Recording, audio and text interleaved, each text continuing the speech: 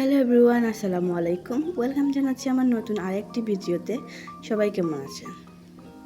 আল্লাহর রহমতে আশা করছি সবাই ভালো আছেন। তো প্রকৃতির এই দৃশ্য, সকালবেলা ঘুম থেকে উঠেই আমি বাইরে চলে আসি আর আকাশের দিকে তাকাই।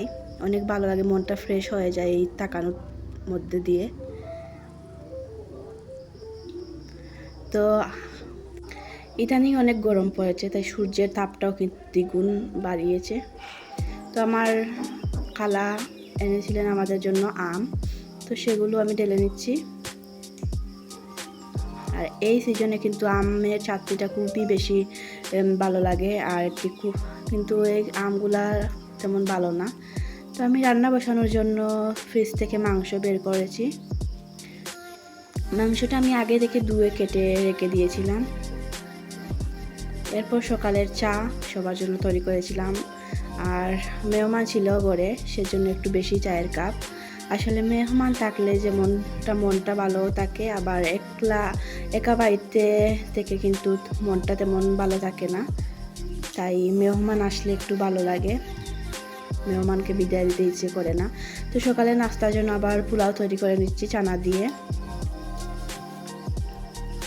আমি মনে করি মেহমানই হচ্ছে আল্লাহর রহমত। পোলাওটা তৈরি হওয়ার পর আমি সবার প্লেটে দিয়ে দিচ্ছি। সকালের নাস্তা তেমন ভারী হওয়া লাগে না, তাই অল্প কিছু সবার প্লেটে দিয়ে দিচ্ছি।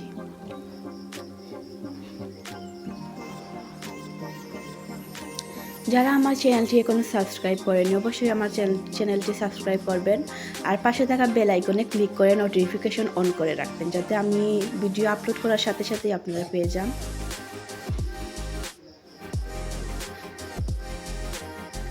পোলাওয়ের কালারটা কিন্তু অনেক ভালো এসেছে, আর স্মেলটাও কিন্তু খুব ভালো আসছে।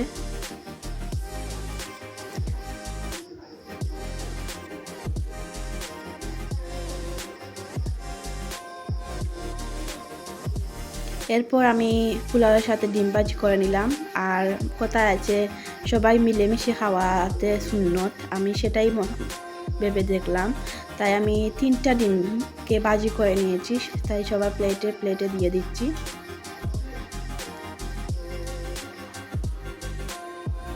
তারপর সবাইকে পরিবেশন করে তারপর সবাইকে টেবিলে ডাকবো।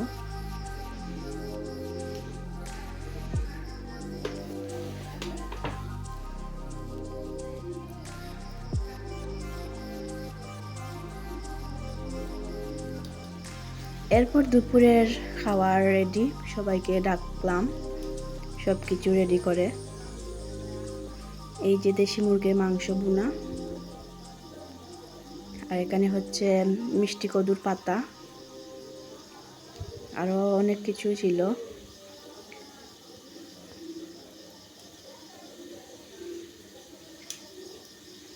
এরপর বিকেলে আবার কয়েকজন মেহমান এসেছিল, তাদের জন্য আবার নাস্তা করেছি, যেহেতু তারা দুপুরের টাইমে আসে নাই, সেজন্য কিছু নাস্তা তৈরি করলাম। তো নাস্তার জন্য সিঙ্গারা সেগুলোই করেছি, আর এক এক করে সব কিছু বের করে নাস্তা রেডি করছি। প্রথমে শরবত দিলাম, শরবত, নুডলস, পানি একসাথেই দিয়ে দিয়েছি আমি। আর নাস্তাগুলো সিঙ্গারা,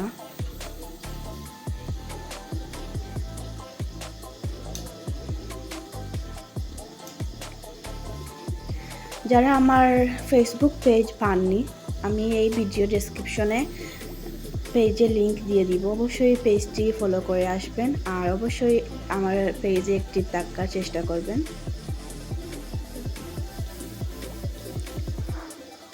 মাঝে মাঝে যা কিছুই পারি বা যা কিছু রেকর্ড করা হয় সেগুলোই আপনাদের সাথে আমি শেয়ার করার চেষ্টা করি। তবে আমরা যা দেখাই আমরা ভিডিওতে, সেই রকম কিন্তু কারোরই লাইফ নাই। আমরা যেগুলো শুধু দেখানো যায় সেগুলোই আমরা সম্ভবত দেখাই।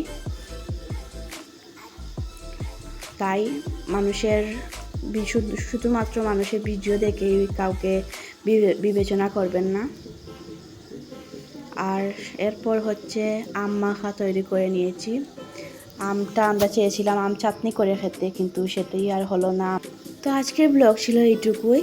আশা করছি ব্লগটি ভালো লেগেছে। অবশ্যই আমার চ্যানেলটি সাবস্ক্রাইব করবেন। আল্লাহ হাফেজ।